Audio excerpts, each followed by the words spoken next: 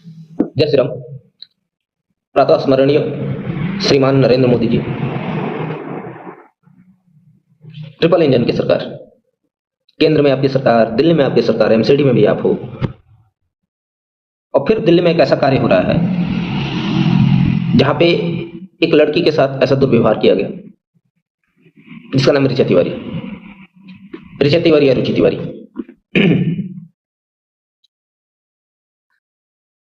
DU के campus में professors कोई एक मीडिया है जिसके ग्रुपिंग के तहत ऐसा नाम के संगठन जो वामपंथियों का संगठन है, और वामपंथियों के इतिहास आप यदि अभी भी यूट्यूब पर सर्च करोगे तो आपको पता चलेगा कि उसका वर्तमान और इतिहास क्या है। उनको लगता है कि लड़कियां कम कपड़े पहने, लड़कियां आजादी आजादी चलाएं, लड़कियां जितना सेक्सुअली एक्टिव रहें, लड़कियां जितना open so called open minded दिखें, लड़कियां 50 लड़कों के साथ घूमें, 50 अफेयर्स रखें, कहीं की नहीं। इस पैट्रियार्की समाज में केवल लड़कों के लिए आजादी नहीं है, लड़कियां भी ऐसी होनी चाहिए, इस विचारधारा से ग्रसित है ऐसा संगठन है। उन्होंने एक आंदोलन या को प्रोटेस्ट ऑर्गेनाइज किया फैकल्टी ऑफ आर्ट पे डीयू, और उस आंदोलन के ऑर्गेनाइज करने में कोई एक मीडिया नाम का प्रोफेसर है। और मैं बहुत पहले से ये बात कर रहा था कि जब मैं विद्यापीठ में था तो वहाँ पे जो प्रोफेसर है ना, ये रिजर्वेशन के दम पे चले जाने वाले 3-4 नंबर पाके, और मतलब अभी बीचू में 3 नंबर पे एक पीएचडी करेगा, -40 नंबर का डॉक्टर बनेगा।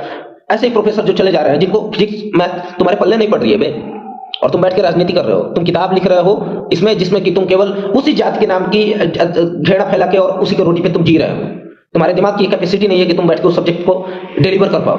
जहां तुम्हें पढ़ाना है, जहां तुम्हें समाज को बनाना है, तुम वहां बैठ के पॉलिटिक्स कर रहे हो।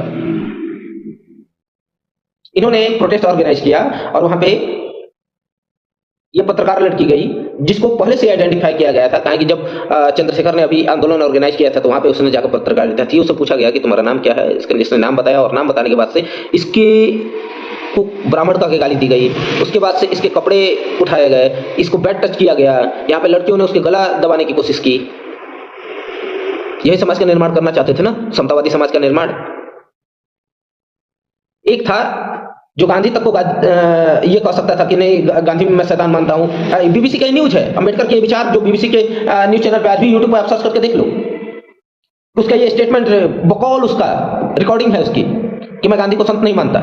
अबे तुमको कौन क्या मानता है? गांधी के क्या विचार है उसमें मैं नहीं जानता, लेकिन कहें गांधी के बारे में बोला जा सकता है, नेहरू के बारे में बोला जा सकता है, अंबेडकर के बारे में नहीं बोला जा सकता कि अंग्रेजों का पिछलग्गू था ये। जब वो सविनय अवज्ञा आंदोलन था तो उसमें ये बैठ के कोट पैंट पहन के घूमता था।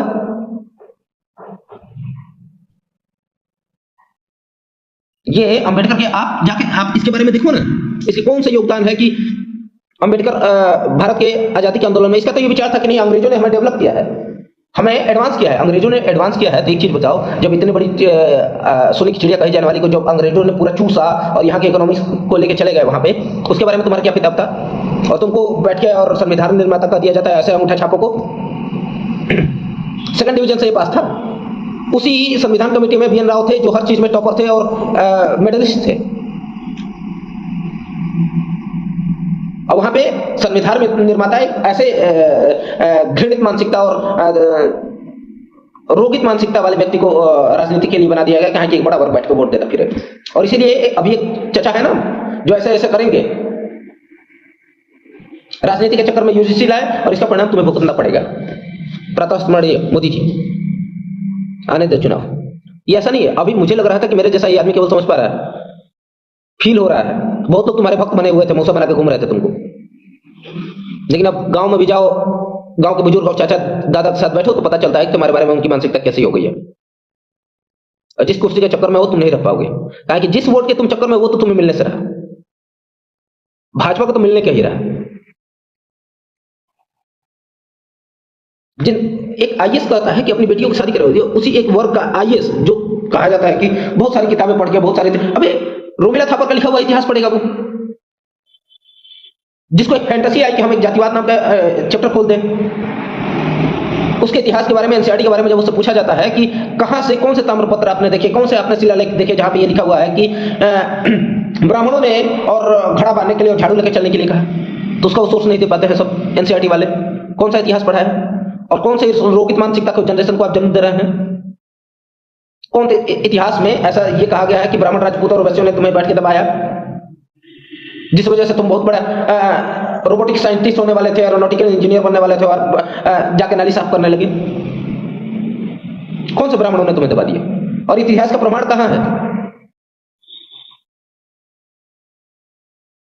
और ये जो फैंटेसी लेके घूम रहे हो तुम लोग कि सामान्य वर्ग के जो भी ब्राह्मण राजपूत की लड़कियां, बेटी रोटी का संबंध होगा, बेटी रोटी का संबंध होगा तो बेटी इनके यहाँ जाएगी, तब जाके ये अपने आप को उत्थान वाला फील करेंगे। एक का कहना था कि जब तक भारत के सर्वोच्च पद पे कोई दलित नहीं चला जाता है तब तक मैं नहीं मानूंगा कि दलितों का विकास हुआ है। तो अब तो चला गया है। तुम्हारे यहाँ का राष्ट्रपति सर्वोच्च, भारत का सर्वोच्च पद कहा जाता है राष्ट्रपति को, कौन है? तो भी तुम्हारी मानसिकता अभी दलित की है। चश्मा पहन के दाढ़ी बढ़ा के तुम पत्रकारों को धमका रहे हो, आए दिन वीडियो आ रहे हैं, लड़की को तुम सीधे छेड़ रहे हो, मोलेस्ट कर रहे हो, और तुम अभी भी दलित हो। कहा है कि तुम्हारे मौसा जी वहां पर बैठ के और यूजीसी कानून पे अपने पार्टी का एक प्रवक्ता भेज पा रहे हैं। आरएसएस की तो ऐसी हालत हो गई कि आरएसएस जो एक बहुत बड़ा संगठन कहा जाता था, उसके प्रचारक जब भी कोई सम्मेलन हो रहा है 40-50 लोग नहीं इकट्ठा हो पा रहे। कौन था आरएसएस का नींव? अब कैसे ये नींव धस गया? एक एबीवीपी के कार्यक्रम में एक बहुत बड़े एबीवीपी के जो सर्वोच्च पद पे होते हैं लोग, मतलब उस विंग का जो मीटिंग हुई थी ऑनलाइन मीटिंग में, उनसे एक बच्चे ने पूछ दिया कि क्या, जब हमसे कोई पूछ रहा है कि यूजीसी के बारे में आपका क्या विचार है, तो वो करेगा किल द थॉट। चाचा ने इंग्लिश में बोला है किल द थॉट। ये तो एक इंग्लिश वाली भी बीमारी अलग ही ग्रसित हुई है, किल द थॉट। अबे किल द थॉट क्या करोगे? किसी अंडू पांडू को समझा रहे हो क्या? क्या है कि मैनिपुलेट कर लोगे 2 मिनट में? वहां जो जिसके किल द थॉट करने जा रहा हो तुम्हारे लिए 50 क्वेश्चन लेकर बैठा है, और तुम्हारे जैसे चोमू लोगों को तो 2 मिनट में उलझाते। बात अलग है कि उसके पास टाइम नहीं है, वो रिक्शा नहीं चला रहे हैं। और ये जो रोड छाप है ना, जो डफली बजा के और वहां पे चाहे जेएनयू हो चाहे डीयू हो, बैठ के डफली बजा के और प्रोटेस्ट करते हैं। 4 नंबर के रिजर्वेशन से पहुंच गए, इनको वो पोजीशन भी वो डिजर्व नहीं करते, और इसीलिए जब खाली दिमाग पहुंच जाता है ना, तो वहां पे जाके यही सब करता है, या फिर नरक मचाएगा और हॉस्टल्स के नीचे से सीवेज ब्लॉक हो जाएगा उनके नरक करतूतों से। कहीं कि उनको फिजिकल फैंटेसी, उनको लगता है कि हमारा विकास तभी होगा जब उनको सामान्य वर्ग की ब्राह्मण राजपूत की लड़कियां मिलेंगी। तो इसी विचारधारा से तो वो ग्रसित थे कि एक इशारा करता कि ले चल कोने में चल। और ये किसका देन है?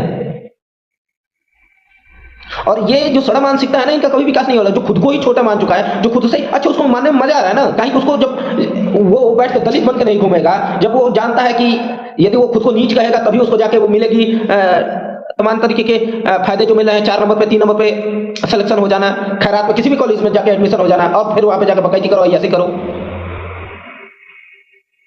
करते रहो समाज के निर्माण से। और ये परिणाम कहीं तुम ऐसे जगह पर नहीं ले जा रहे हो कि भारत के अंदर ही एक ऐसा संघर्ष चालू हो जिसका परिणाम खुद भारत को भुगतना पड़े। कहीं इस स्टेज पे तो भारत को नहीं ले जा रहे हैं। और मुझे तो दिख रहा है, कहीं कि इन लोगों को खून मुंह में लग गया था कि SC/ST एक्ट में, जैसे SC/ST एक्ट में सुप्रीम कोर्ट ने कुछ आदेश दिया कि पहले SC/ST एक्ट पर पहले आपको प्रावधान बता दो। SC/ST एक्ट में ऐसा है कि कोई एक चिल गुजर जाएगा और कह देगा कि इन्होंने मेरे साथ दुर्व्यवहार किया है, तो पहले उसको जेल में डाला जाएगा, फिर बाद में उसके ऊपर जांच होगी। सुप्रीम कोर्ट ने इस निर्णय को पलटा था और उसने ये कहा था कि पहले जांच होगी फिर उसके ऊपर एक्शन होगा।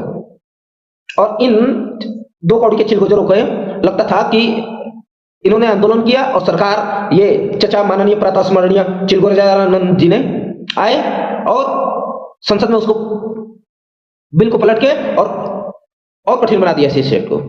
वही खून मुंह में लगाए ना। यूजीसी में भी यही चाह रहे हो, या फिर वो झेलना पड़ेगा जो तुम झेल नहीं पाओगे। काहे कि रिजर्वेशन का एक दंड जो 70 साल से झेल रहा है सामान्य वर्ग, उसको झेल लिया, SC/ST को भी झेल लिया, विष्णु तिवारी जैसे केस देख लिया। लेकिन अब यूजीसी में भी ऐसा यदि आप सोच रहे हो तो भारत को आप ऐसे कगार पे लेके जाओगे जहां पे भारत के लिए बाहरी संकट से ज्यादा आंतरिक संकट रहेगा।